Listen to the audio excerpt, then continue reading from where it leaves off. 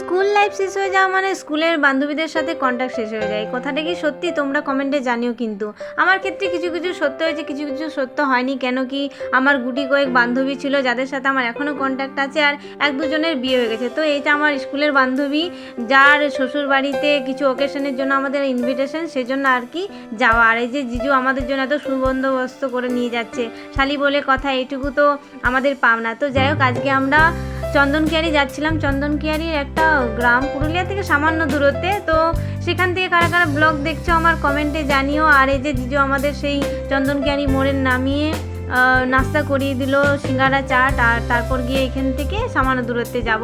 তো যাই হোক, আজকের দিনটা খুব ভালো লেগেছে। স্পেশালি থ্যাংক ইউ মনিকা আর তোর বর জিজু, অনেক থ্যাংক ইউ আজকের দিনটা এত স্পেশাল করার জন্য। আর যখন থেকে বসেছি জিজু আমাদের খাতির যত্ন মিষ্টি খাইয়ে চলেছে।